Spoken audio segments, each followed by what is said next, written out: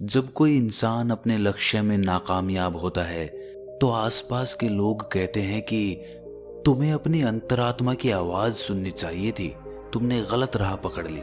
अगर तुम अपनी अंतरात्मा की आवाज सुनते तो तुम अपने रास्ते से कभी नहीं भटकते। और ये बात हम में से लगभग हर एक इंसान ने अपने जीवन में एक ना एक बार तो जरूर सुनी होगी।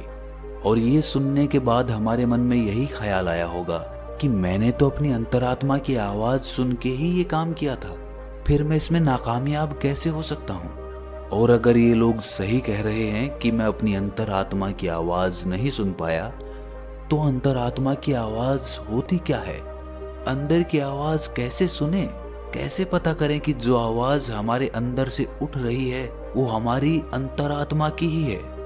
तो आज की जो कहानी मैं आपको सुनाने वाला हूं उसमें आपको एक ऐसी विधि पता चलेगी जिससे आप अपनी अंतरात्मा की आवाज सुनकर अपने अच्छे जीवन के लिए अपनी अंतरात्मा से निर्णय ले सकते हैं। इससे पहले कि आप इस कहानी में खो जाएं, इस चैनल को सब्सक्राइब जरूर कर लें। तो चलिए कहानी शुरू करते हैं। एक बार की बात है, तथागत गौतम बुद्ध अपने कुछ शिष्यों के साथ किसी गांव से भिक्षाटन करके लौट रहे थे।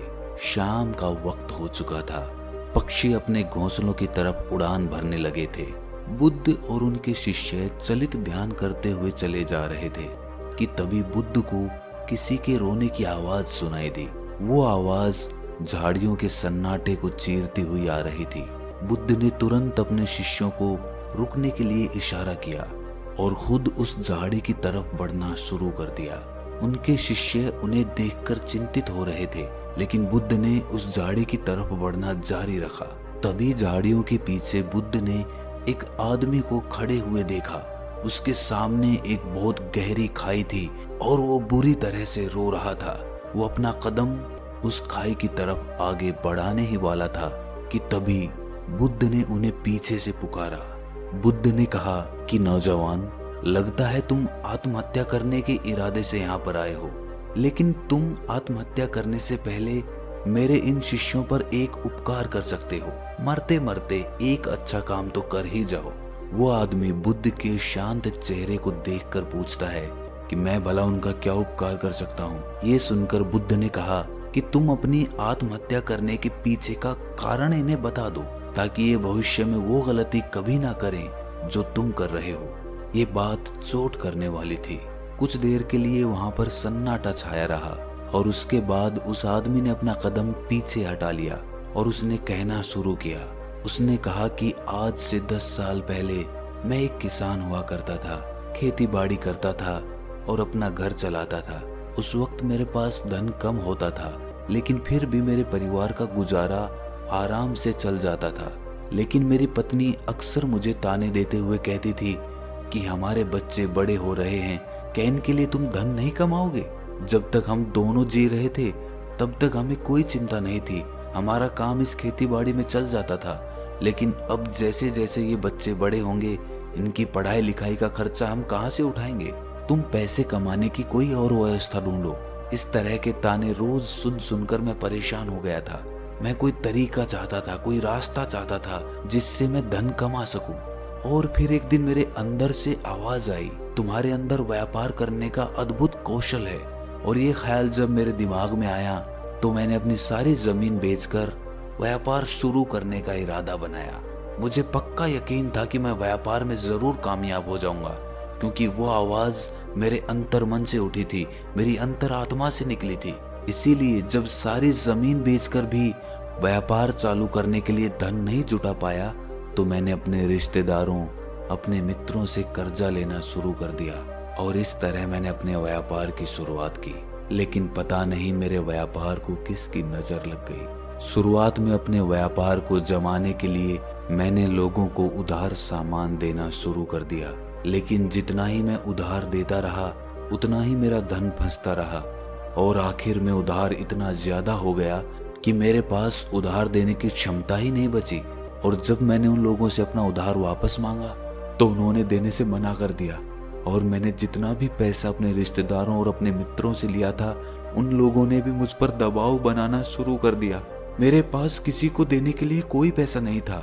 जमीन थी वो पहले ही बिक चुकी थी। अब मैं करता तो क्या करता।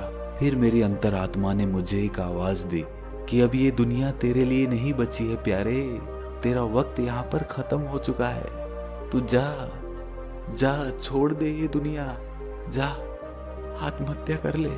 और अपने अंदर की आवाज सुनकर मैं यहाँ पर आत्महत्या करने के लिए आया हूँ। ये बात बुद्ध और उनके शिष्य बड़े ध्यानपूर्वक सुन रहे थे।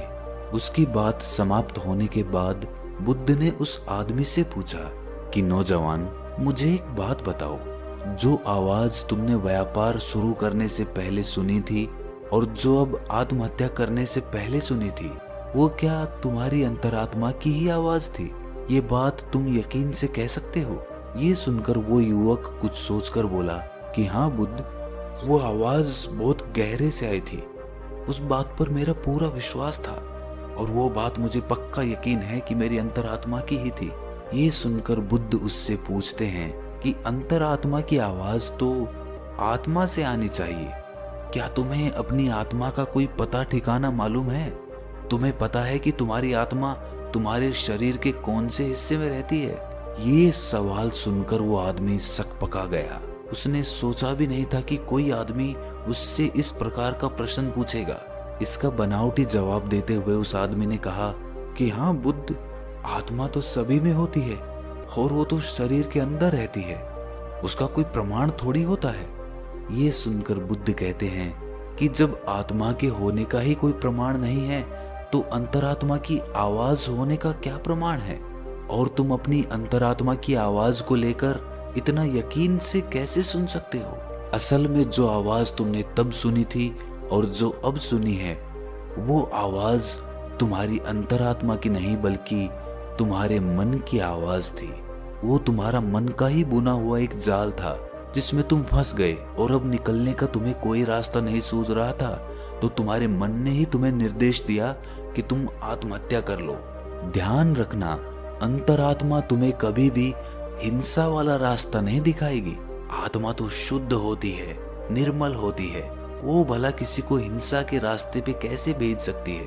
और तुम आत्महत्या करने का फैसला लेके हिंसा का रास्ता अपना रहे हो। ये उत्तर सुनकर उस आदमी के मन को थोड़ी ठंडक मिली। वो बुद्ध से और बातें करने के लिए उत्सुक हो गया। इसके बाद उस आदमी ने पूछा कि हे महाशय, आप मुझे बहुत ज्ञानी मालूम होते हैं, क्या आप मुझे अपनी अंतरात्मा की आवाज सुनने का कोई मार्ग दिखा सकते हैं जिससे मैं अपने जीवन के अंधकार से बाहर आ सकूं? इसका जवाब देते हुए बुद्ध कहते हैं कि कोई दूसरा आदमी तुम्हें तुम्हारी अंतरात्मा की आवाज कैसे सुनवा सकता है? आत्मा तुम्हारी है तो अंतरात्मा की आवाज भी तुम्हें ही सुननी होगी। कोई दूसरा आदमी तुम्हें वो आवाज नहीं सुनवा सकता। अगर वो सुनवाएगा तो वो झूठ होगा, वो भ्रम होगा। अगर तुम सचमुच अपनी अंतरात्मा की आवाज सुनना चाहते हो तो तुम्हें सचेत होना पड़ेगा, तुम्हें जागना पड़ेगा, तुम्हें होश से भरना होगा। अभी तक तुमने सोए सोए ही अपना जीवन बिताया है, लेकिन अपनी अंतरात्मा की आवाज सुनने के लिए तुम्हें जागना होगा। अभी तो तुम्हें इन पक्षियों की चहचहाट भी नहीं सुनाई देती, किसी के हाथ का स्पर्श भी तुम्हें महसूस नहीं होता। अभी तुम संवेदना के स्तर पर भी बहुत नीचे हो। सबसे पहले तुम्हें अपनी संवेदनशीलता बढ़ानी होगी, तुम्हें होश से भरना होगा और इसके लिए तुम्हें वर्तमान में जीना होगा। और तब तुम महसूस कर पाओगे इन हवाओं के झोंकों को, इन पक्षियों की चहचहाट को, इस आसमान को, सूर्य की किरणों को, तालाब को। तब तुम्हें ये सारी तरंगे महसूस होने लगेंगी। इसके लिए निरंतर अभ्यास करो, इसके लिए निरंतर ध्यान का अभ्यास करो। ध्यान का अभ्यास करने से मन निर्मल बनता है, मन शांत बनता है और मन जितना ही शांत होगा उतना ही संवेदनशील भी होगा।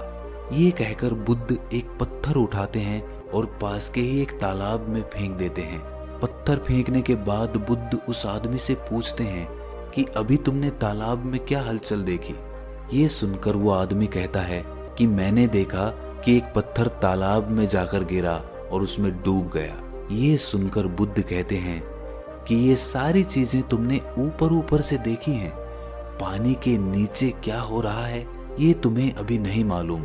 और जब तक इस पानी के ऊपर की काई नहीं हटेगी, जब तक तुम्हें मालूम भी नहीं होगा कि पानी के नीचे क्या चल रहा है।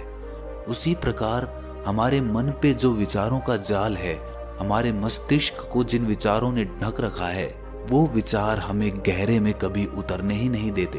और जब एक बार विचारों की काई हमारे दिमाग से हटेगी तो नीचे पानी आएगा, और जब वो पानी भी स्पष्ट हो जाएगा तो हमारा मन भी निर्मल हो जाएगा और हम बहुत करुणा से भर जाएंगे, बहुत संवेदनशीलता से भर जाएंगे। फिर हमें ये हवा के झोंके ही आनंद प्रदान करेंगे। ध्यान रखना, मन के विचार ध्यान से शांत हो जाएंगे। और मन को साफ करने के लिए दिव्य प्रेम का अभ्यास करो। जब दिव्य प्रेम तुम्हारे अंदर पनपने लगता है तो तुम्हारा जीवन ही अपने आप में ध्यान बन जाता है। ये सुनकर वो आदमी पूछता है कि हे बुद्ध, ये दिव्य प्रेम क्या होता है? ये तो आज से पहले मैंने कभी सुना भी नहीं।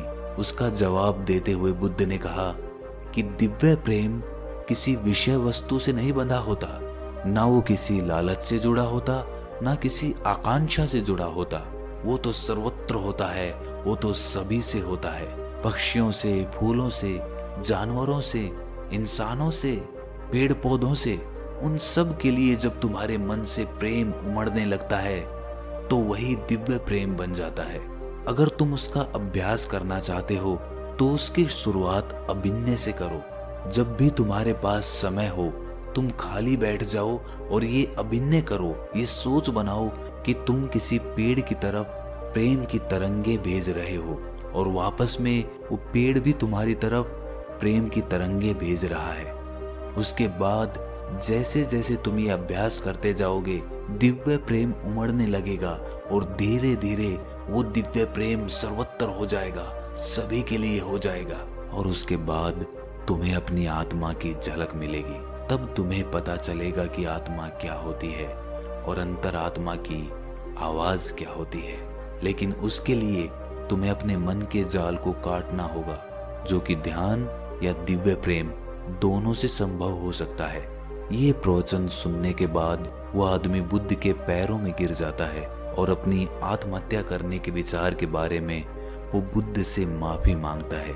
दोस्तों, अगली वीडियो हम 2 दिन के बाद डालेंगे, लेकिन उससे पहले मैं आपसे एक विनती करना चाहता हूँ। आप हमारे प्रवचन सुनकर ज्ञान ग्रहण करते हैं, लेकिन ज्ञान तब तक असली ज्ञान नहीं होता जब तक वो अनुभव के स्तर पर न उतर जाए।